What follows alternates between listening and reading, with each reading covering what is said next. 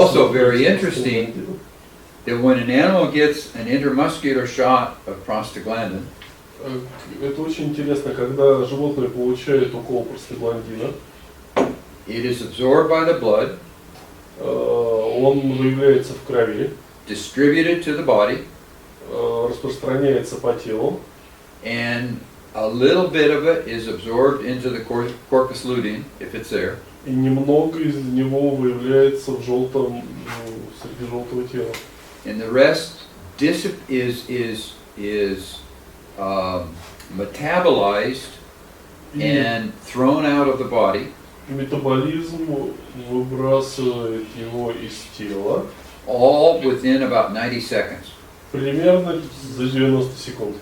So it happens very quickly. И это все дела происходят очень быстро. So I won't go into a lot of other details. Я не буду слишком распространяться дальше. But we'll start a little bit with how we use these drugs in relationship to the follicular waves that we displayed before. Но я покажу, какое влияние оказывают эти препараты, которыми будут работать, в связи с фолликулярными волнами, которые мы рассмотрели. So the standard OVSYNC, which is always a 3-shot series, Стандартная программа Оксинг содержит в себе всегда 3 укола. is to give GnRH, Сначала мы делаем гонадотропин, and that will start a new follicular wave. и этот гонадотропин запустит новую фолликулярную волну.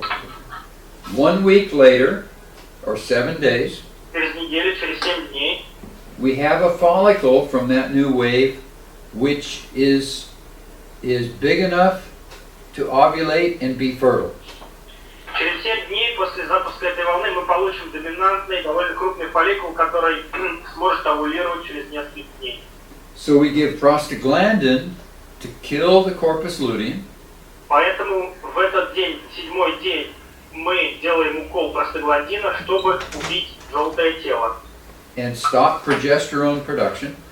и остановить выработку прогестерона. 2 days later we give GnRH, 2 дня спустя мы еще раз ей колем GnRH, will then allow the follicle or force the follicle to ovulate. и это заставит наш доминантный фолликул овулировать. And we breed based on the time of that injection. И судя по времени, отталкиваясь от времени этого укола, мы будем изменять животное. Classically, we will give GnRH, Обычно в классическом варианте мы делаем укол GnRH, 7 days later prostaglandin, через 7 дней после простагландина, we give GnRH, 7 days later we give prostaglandin, окей. То есть, что программа из себя представляет? Как вы видите на экране, GnRH первый есть, через 7 дней мы делаем ПГФ простагландин, then 2 days later GnRH, через 2 дня опять GnRH, and 1 day later timed AI breeding. и через день осеменяем корову. Many people have shifted these last shots just a little bit Многие фермеры вот этот последний укол немножко сдвигают, so that they go a little more than 2 days, like they go 2 days and 6 hours or 8 hours. больше, чем 2 дня. Например, 2 дня и 6 часов, или 2 дня и 8 часов. So they go 72 hours, no, whatever it is, 2 days and 8 hours.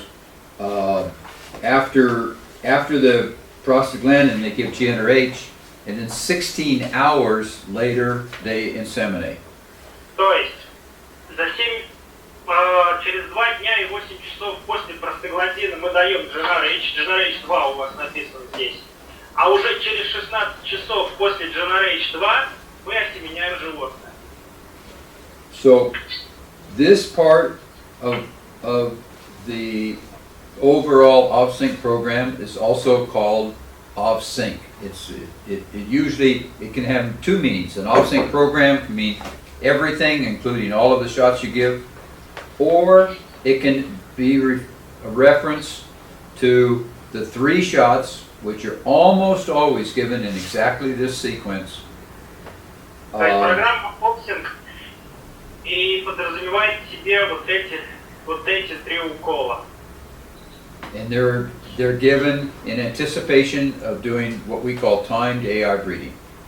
Все это делается ради искусственного осеменения, как единовременного искусственного осеменения, то есть осеменения, которое мы четко знаем, когда мы будем его делать. Okay.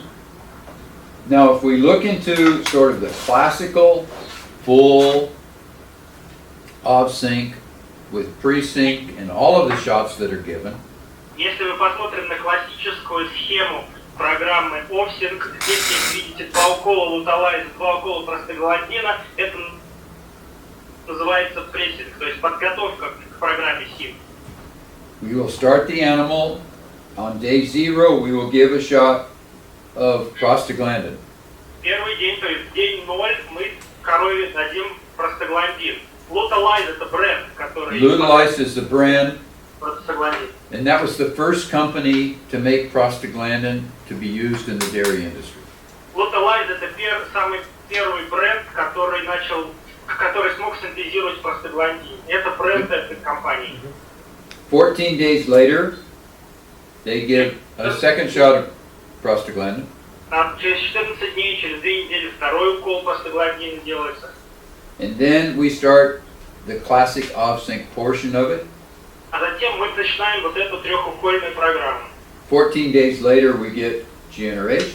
Через 14 дней после второго простагландина мы колем ей GnRH. 7 days later, prostaglandin. Через 7 дней после первого GnRH мы даем ей простагландин опять. 2 days later, GnRH. Через 2 дня мы ей GnRH колем. And the next day, on day 38, after the first prostaglandin shot, we will do the timed AI breeding. Вот. А на следующий день, то есть день 38, здесь он не обозначен, мы будем ее осеменять. Okay?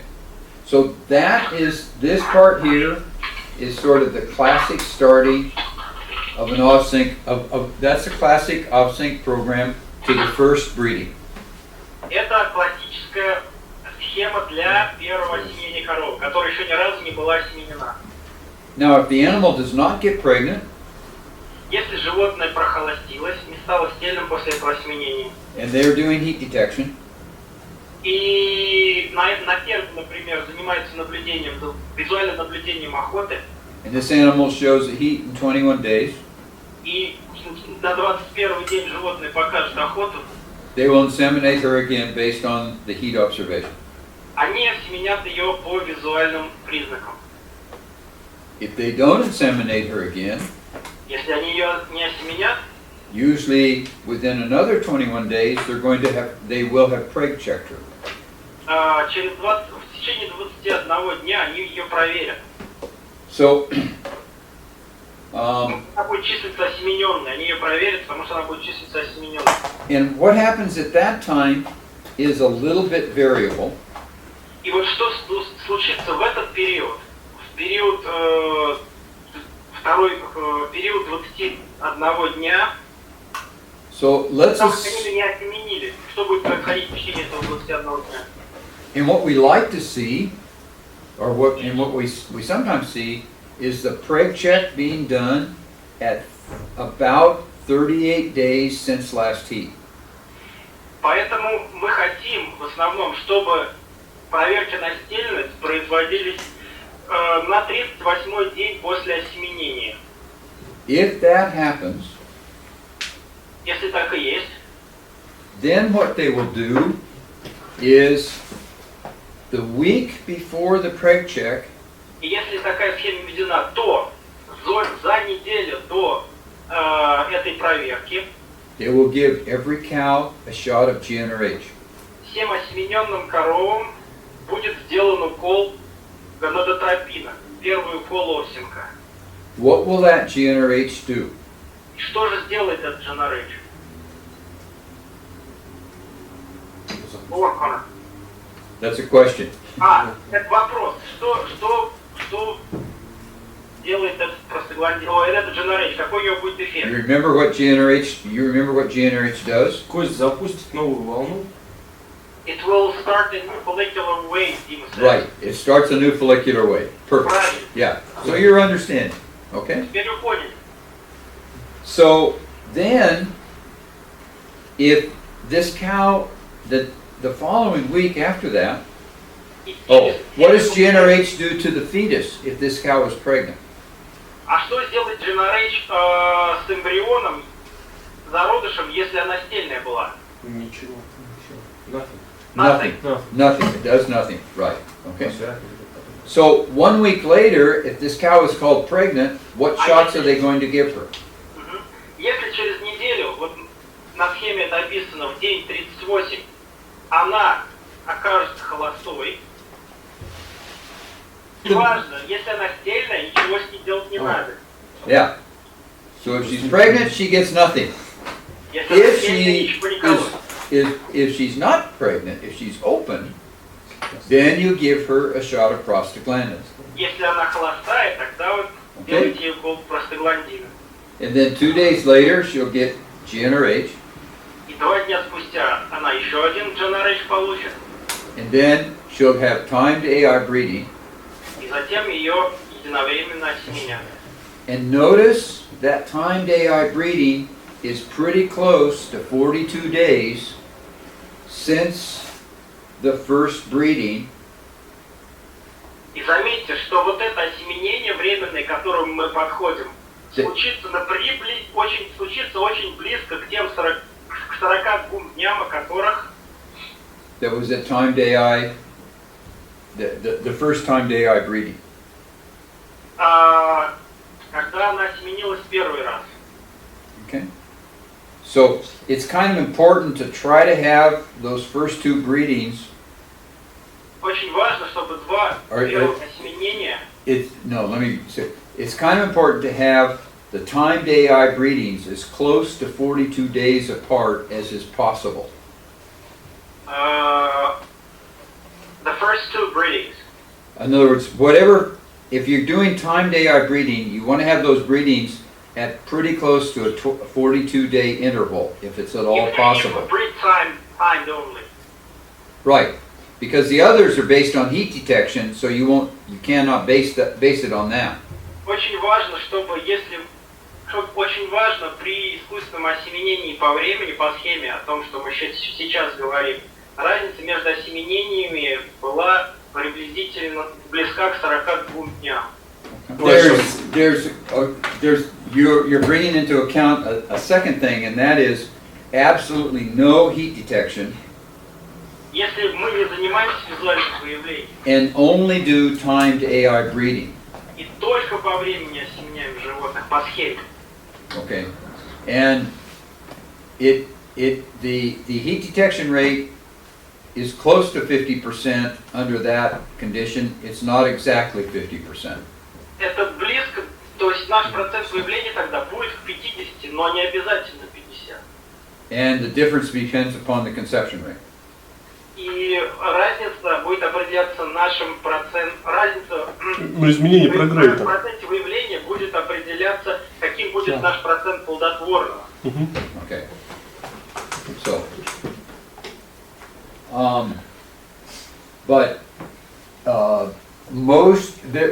there are some people who do timed AI breeding. Есть фермеры, которые занимаются вот как раз осеменением по схеме. But I think the majority of the dairies will do heat detection along with Большинство an хозяйств program. все-таки используют 2 способа: и визуальное наблюдение, и работу по схеме. So if they're doing that, if they're in an off-sync program, and let's say that at day 21 in this program, or Например, если люди занимаются и выявлением визуальным, и схемой, допустим, на 21 день схемы, or let's say at day 29 in this program, an animal comes in heat, Если на 29-й день схемы животное придет в охоту, and they inseminate her, и они осеменят ее, then what's going to happen to her? и что с ней случится? She's not going to finish the rest of the programs.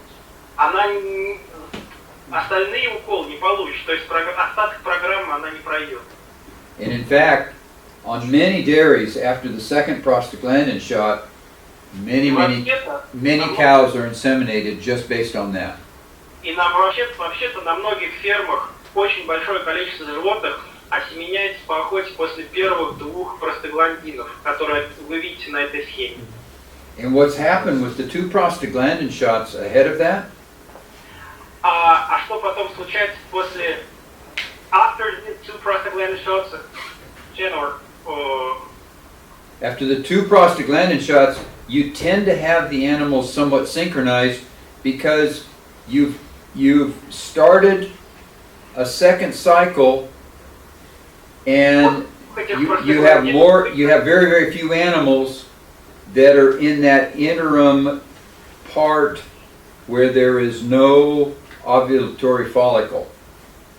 После 2 этих простагландинов ваши животные все выстроятся в один ряд. У них будет их цикл будет находиться в одной стадии, потому что они попадут в тот момент, когда у них не будет никаких живых фолликулов на яичниках. And in fact, the very, very earliest synchronization just relied on 2 prostaglandin shots. И самые схемы, которые только начинали применяться в прошлом, они были основаны только на этих 2 первых уколах. But they realized pretty early on, and when they learned all this about the cycles, they realized that if they started using GnRH in connection with this, they could greatly improve the conception rate and make it start working a lot better. Когда изучили хорошо все эти циклы и молекулярные волны, то пришли к выводу, что если еще использовать гонадотропин GnRH, то эффективность вырастет и скорость стельности станет выше. Okay. So these are sort of the classic building blocks that you need to understand in order to be able to work with off-sync programs. На которых строится классическая программа офисная.